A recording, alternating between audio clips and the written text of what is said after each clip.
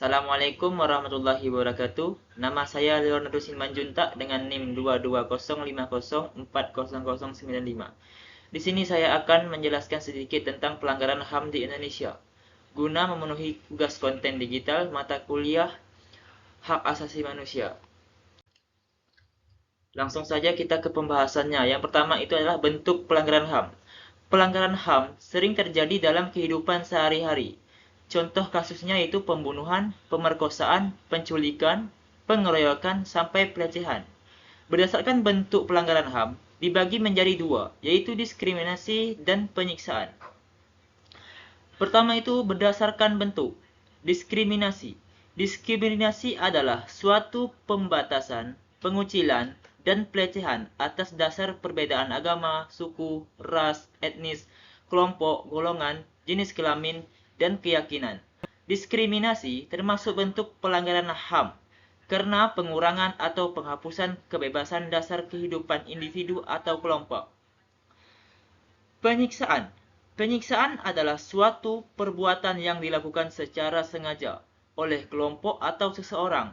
Penyiksaan ini menimbulkan rasa sakit, penderitaan, dan trauma seseorang secara jasmani dan rohani. Kemudian, berdasarkan sifat, pelanggaran HAM berat.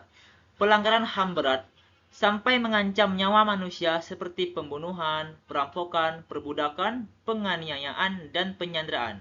Menurut Undang-Undang Republik Indonesia Nomor 26 Tahun 2000, memuat tentang pengadilan HAM, ada dua pelanggaran HAM berat, yaitu genosida dan kejahatan kemanusiaan. Genosida adalah perbuatan untuk memusnahkan atau menghancurkan kelompok etnis, bangsa, ras, dan kelompok agama. Genosida bisa mengakibatkan fisik dan mental pada para korban. Kemudian pelanggaran HAM biasa.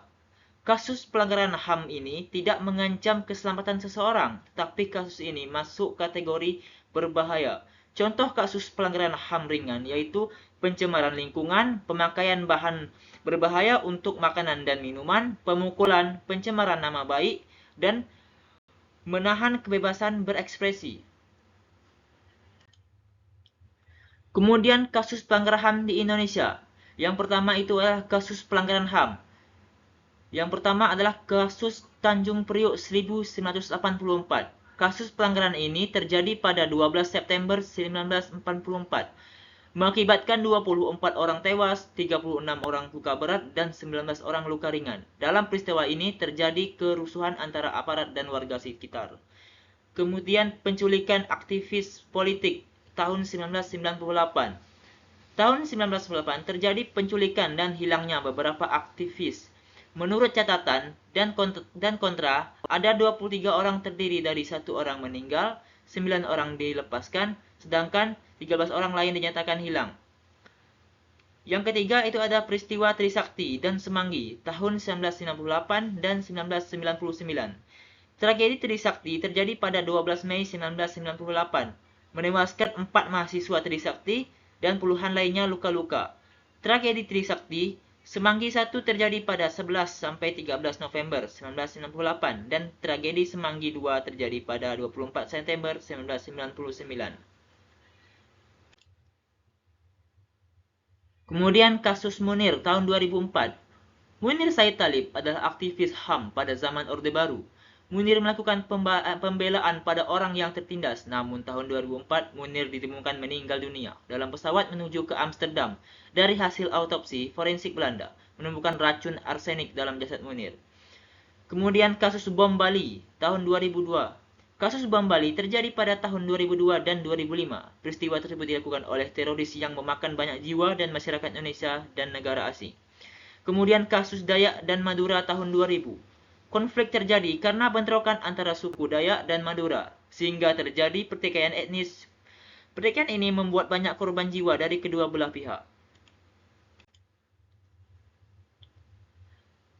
Kemudian ada beberapa kasus pelanggaran HAM di lingkungan sekitar. Yang pertama itu adalah kasus pelanggaran HAM di lingkungan keluarga.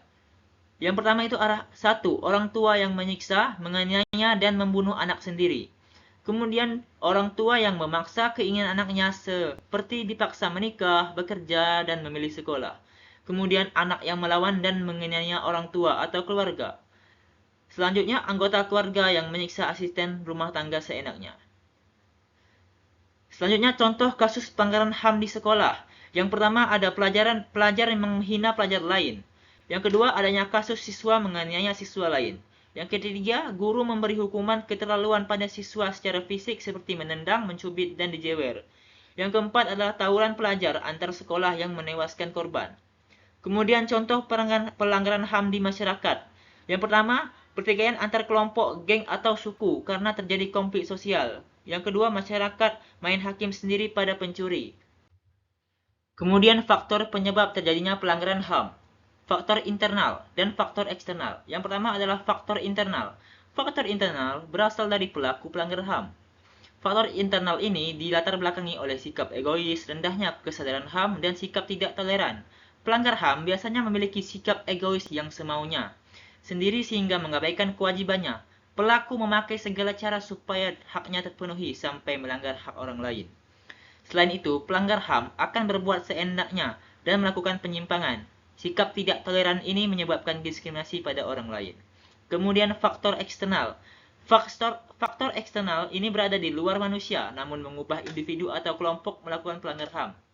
Faktor ini disebabkan oleh penyalahgunaan kekuasaan, tidak tegasnya aparat penegak hukum, dan penyalahgunaan teknologi, serta kesenjangan sosial dan ekonomi yang tinggi. Baik, hanya itu yang bisa saya sampaikan dari pembahasan saya, yaitu pelanggaran HAM di Indonesia. Apabila ada kekurangan dalam video saya atau salah kata, mohon maaf. Wassalamualaikum warahmatullahi wabarakatuh.